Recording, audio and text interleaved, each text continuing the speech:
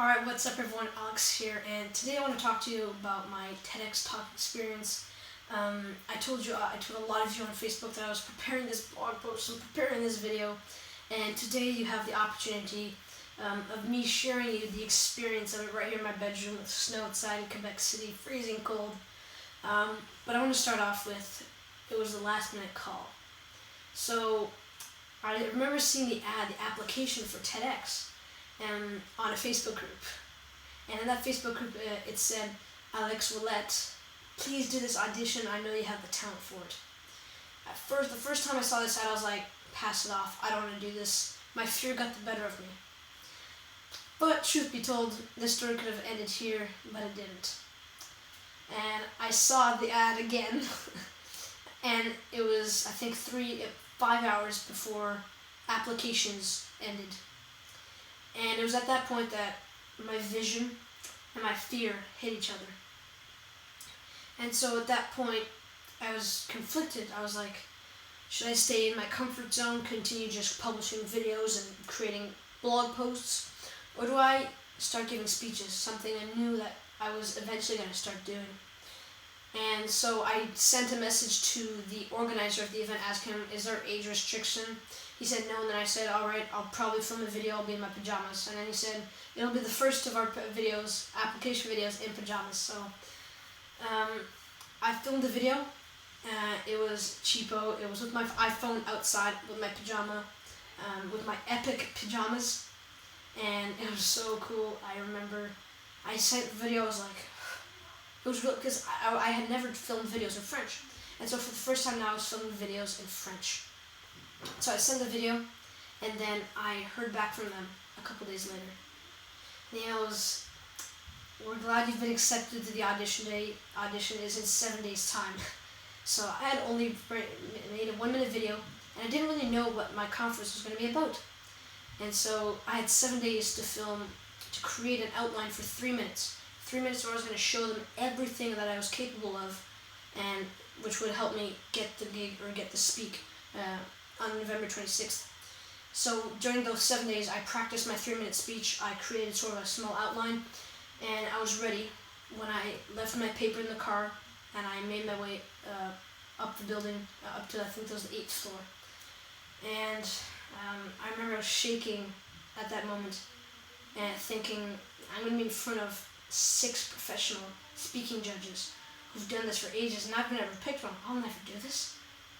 And I realized afterwards that it's not if you're scared, it's your story. It's what you're going to bring to the table. It's what you're going to bring to TED. That's what's going to interest them.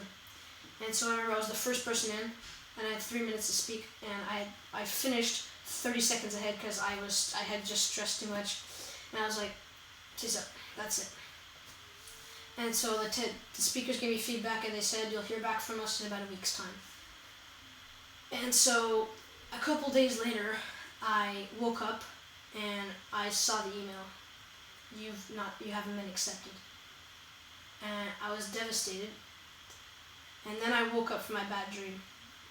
I went for my 5 a.m. run, and then I think it was 6:30, and I opened my laptop now for the first time of the day. And I received the real email this time. So, explanation here, that was a bad dream. And so the email was like, you've been accepted to our program on November 26th.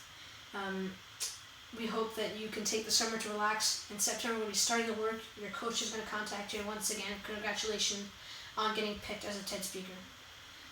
And I was like, yes! My dream was going to be accomplished, to give a TED speech. And so from there, it was the whole summer, as they said, no work, no nothing. And then in September, I think it was midway through September, I was already late on my first coaching call with my coach, because each coach had 4 speakers, I think, and I was the one who was the most behind on calls with my coach. We were supposed to have had 3 by the end of September. The other clients that my coach had already had their first call, and I was at almost midway September, I had done nothing. So already then, I had also secondary 4 high school that came and smacked me in the face. I was like, so much work. And with TED, and with the business, everything, I felt overwhelmed. And so I finally did it. I finally did my video with my first coaching call, where we sort of got an outline, which you guys can see in the blog post. But to speak in French with my TED coach for the first time, I was really stressed. But I got through it, and it was right before my departure on my flight to San Diego that we got my bio for the marketing done. We got my title, and we sort of got a structure and a resume for my conference. So I had that underway and I had that completed. So I was like, all right, I got the baseline foundation work done. I was able to leave for my event, High Performance Academy in San Diego. So I came back and I was supercharged with ideas and energy. And I was ready out, and for a month I practiced. And I had to film my first video and send it to her, and so she'd give me some feedback. So I did that again. I was so stressed. I didn't like filming videos in French. It was about 70 minutes, which was by then the plan for my TED Talk. And then my TED coach sensed some stress within me and said, all right, what I would suggest is that I come over to your house and we practice your TED Talk and we look at your ideas. So she came over to our house and I was stressed again. I know my life from, I think, September up to last weekend was just stress. And so we didn't actually do practice until I think an hour after she got here, because we completely redid the structure of my conference. At the beginning it was like quote, I don't remember too sure, but we had the solution strategy, which she found was too much super student program style, and TEDx would be more philosophical, more about my story. And so at the beginning we only had 2 moments in my TED Talk. But my coach told me, you know what, I think you have more moments that change your life. So we added 2 moments and got rid of the solution. So we changed a lot of things. Then I had 3 weeks left to master that new and final plan. So I did it once in front of my TEDx coach. Obviously it was a new version. I was a little stressed, but I got through it pretty well. And so as I said, I mastered it, and then I met my TED coach again the week later, and by then I had really gotten a good feat with the TED Talk. By then I knew I was going to be the icebreaker for TED, the TEDx show, and again, another wave of stress. But after my second meeting with my coach, where she talked a lot about just overall ideas for speaking and life and education, I felt a lot of stress diminished, because she told me, no, you're there to talk about your passions and you're going to make a difference, not there to stress. And so with 2 weeks remaining, all the stress went away. I don't know where it went, but I felt really, really calm with 2 weeks coming in. There's another week coming in, I still wasn't stressed. And then 3 days before the talk, I felt pretty okay. And now it was only a Wednesday of the week before the Saturday that I was stressed, but Thursday and Friday, I was doing pretty good, I have to admit. And then Friday night, the night before the TED Talk, I went to an sort of a get used with the room, get accustomed to the room where you're going to be speaking. So I got on stage, I sort of touched the seats to feel the energy, and so I sort of knew how I was going to move around. And so they explained to us how the day was going to roll, and then after that, at 9 p.m., I left the Palais Montcalm to go to bed. And so when I got home, I practiced my speech. I went to bed, I woke up, I did my speech again, because that was a strategy they had shared with us, that you should practice speech before and after bedtime, before bed and right when you get up. And Saturday morning, again, I didn't feel that much stress. And so I got at the Palais Montcalm at 8:53 in the morning, and we had tests to do, sound tests, clicker tests, and photo tests. That all went pretty easily. The first time I did the sound test, when I was speaking into it, I felt this power. Like, I had the potential to impact each and every 400 people that was going to be there.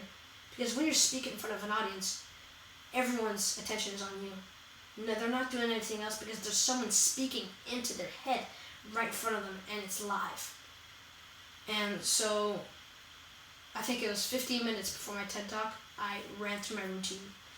I listened to my gratitude music, I did some movements like that, like this, and then I was backstage and ready to jump on. Some stress, some adrenaline, some what's going to happen, am I going to remember my stuff, all this kind of stuff, and I just had to calm myself down. And so I did exactly that, and I jumped on stage. I tried to break the stress by saying, "What's up, Quebec?" something like that, you know? And I don't think many people heard it because of all the clapping and all that kind of stuff. And to be the icebreaker that day was just so, it's like this, it's like I was holding TEDx Quebec on my shoulders, or so it felt like it. I know it wasn't like that, and I know that they wouldn't want me to feel that way, but to be honest, that pressure helped me deliver the greatest speech of my life.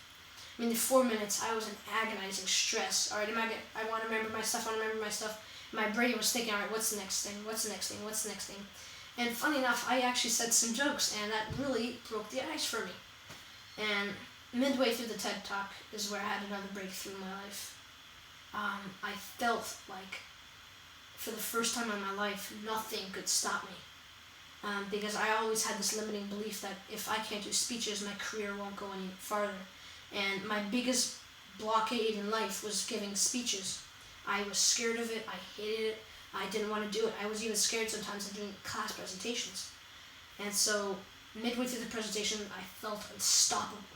I loved it. I felt like this is what I'm missing from my business. This is what I'm missing from my life. And I got off stage and I was like, thank you. Thank you. And it was at that point I started stressing again. And I realized I was stressing that because I wanted that feeling again of being like I was actually making a difference in front of them. I knew they were listening. I loved that feeling. And after that, in a couple of days, and even today, I'm like, I want to feel that again. I want to give another speech. And that's where, that's how life is, you accomplish something and then you want to do it again. And so that's what I'm working on. In 2017, I'm going to be committing to maybe doing a speaking tour. But that's my TEDx talk experience. You guys should definitely apply for TEDx next year. It was the greatest experience in my life. Thank you for watching, and I'll see you in the next video.